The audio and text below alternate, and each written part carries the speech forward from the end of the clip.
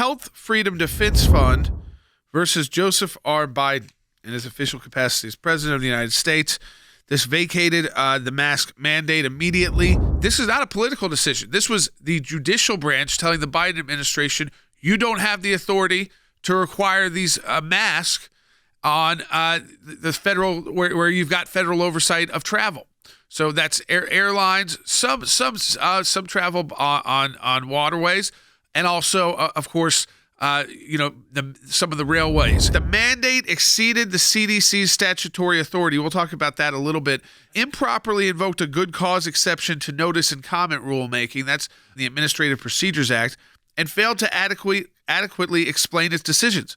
Because our system does not permit agencies to act unlawfully, even in the pursuit of desirable ends, the court declares unlawful and vacates the mask mandate. It was the Biden administration that came in January of 2021 and forced this guidance on people. And when we say in the opinion where it says that the CDC doesn't have this authority, it really seizes upon this idea that the CDC, one, to expand its authority, needed to explain it.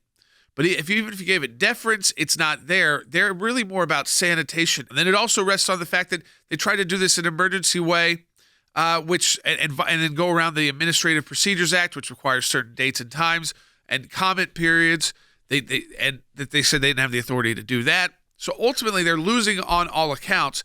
And the question is, do they fight back? The Biden administration didn't immediately come out and say, we're going to take this appeal, emergency appeal, to the appellate court. They still could. We're only next morning. That's why I think this is still news you got to cover carefully, because they still could decide we're going to appeal this on an emergency basis. They could be writing it right now as we speak. As soon as it was announced and it was kind of clear that the mask could come off, the mask came off overwhelmingly. Most people said, I don't want this anymore. And so did the corporations. So far, all the major airlines, the big names, they ended the mandate while the flights were in air. And you've seen maybe the videos of the flight attendants walking down the aisle of the plane, trashing people's masks. They didn't have to immediately say, everybody throw your mask away. They could have said, we got to take some time on this, get some more legal analysis on this, and figure out where the Biden administration is going before we start, again, asking people to do that. Instead, though, what we saw, and I think it was a good thing for the country, we saw in mass people say, it's time. We're ready to throw the mask away. We're all about freedom. So if you want to wear a mask in certain situations or you are immunocompromised, absolutely you should be able to do that. Same thing with a vaccine. You should be able to take it. You should be able to not take it.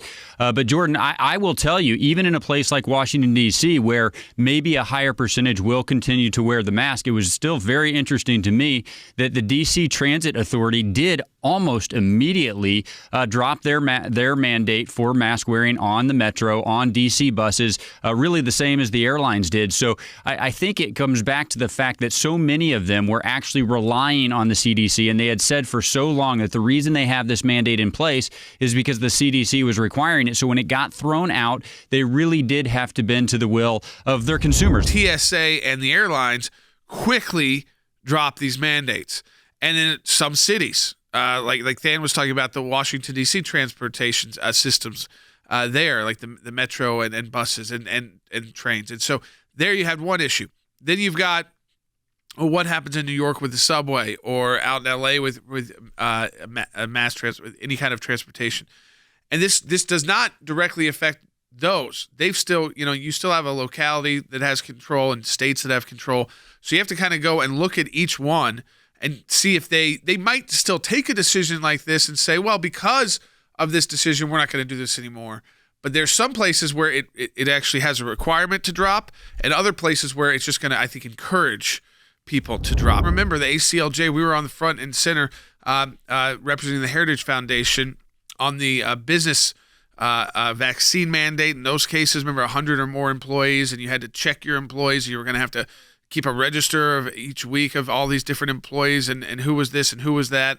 And that we won in federal court all the way to the U.S. Supreme Court. So, I mean, the idea here, folks, I think that you are starting to see a nation turn the tide. It doesn't mean the rest of the world's going to be with us, and it can certainly be different depending on where you live in the country. But that's what federalism is all about.